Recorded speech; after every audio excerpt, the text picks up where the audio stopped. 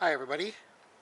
So this is my Bissell PowerForce vacuum model 1701, and today I'm going to replace the drive belt for the agitator brush.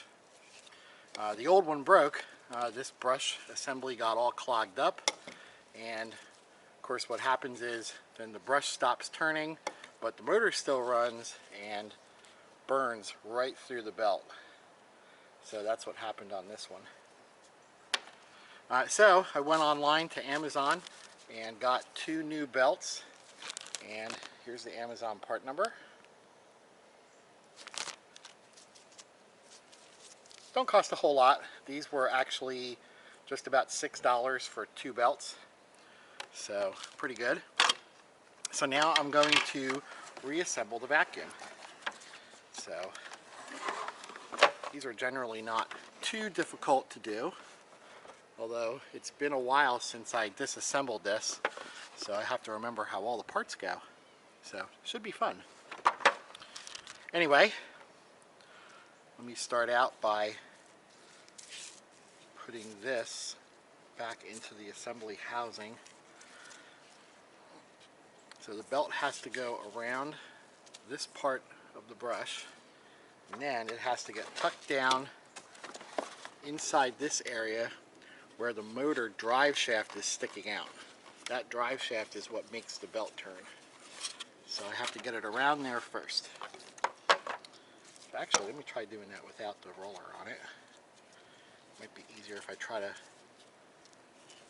get this a little bit sideways first.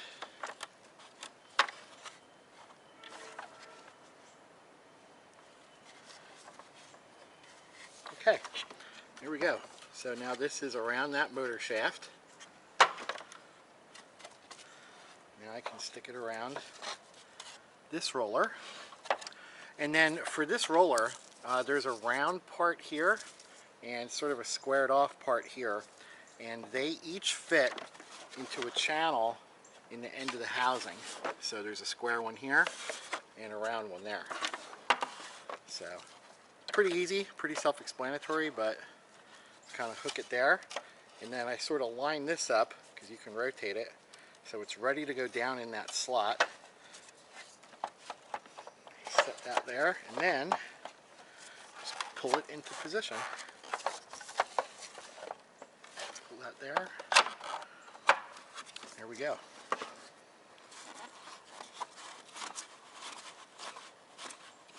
That's sort of how it sits.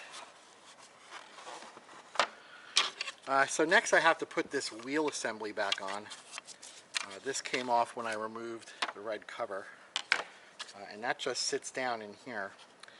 I do think there's a little trick to getting it in there.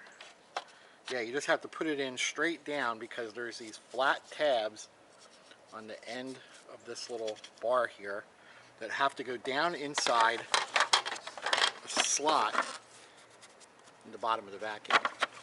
So basically, you can't put it on like this. You have to hold it up, push it down, and then let it fall. And then that's it. That's in position. Next, just put the cover back on. And this cover has a hook in the front that snaps into this part of the vacuum. And the rest of it just lays down in position. So it's kind of set out like that.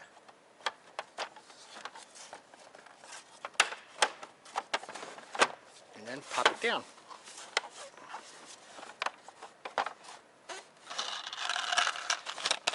And then I always put my screws into a plastic bucket so I don't lose them. So I have 1, 2, 3, 4, 5 screws, and this takes 1, 2, 3, 4, 5, 6. So I'm actually missing one screw. To go look in my screw bin, see if I have a screw like this, which I probably do. So let's get to putting it back together.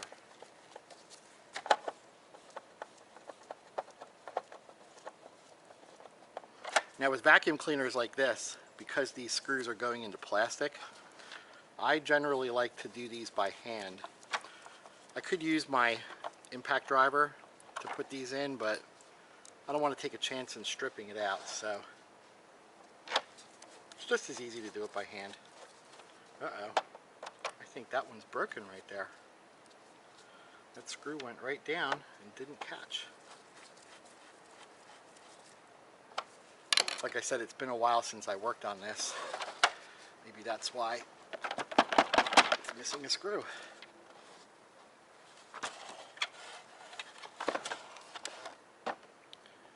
Yep, there's nothing down in there for the screw to grab into. Oh well.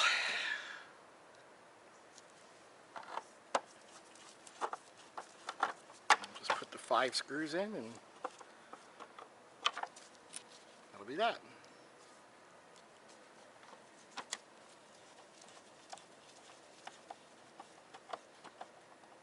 Okay, so let's make sure that they're snug. Definitely don't want to over tighten these.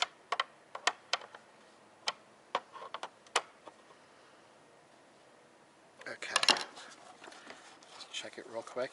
Oh yeah, that's good. So just as one final test, I'm going to run the cord to an outlet and plug it in and just verify proper operation. So one moment please.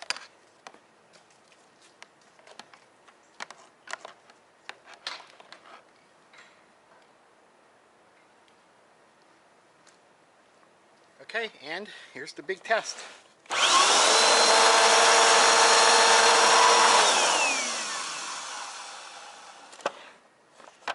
Pretty cool. Well, there you have it. Installing a new drive belt in a Bissell PowerForce vacuum. Pretty cool. Well, if you have any questions or any comments, post them below. And thanks for watching. And if you like my videos, please give a thumbs up. And please subscribe.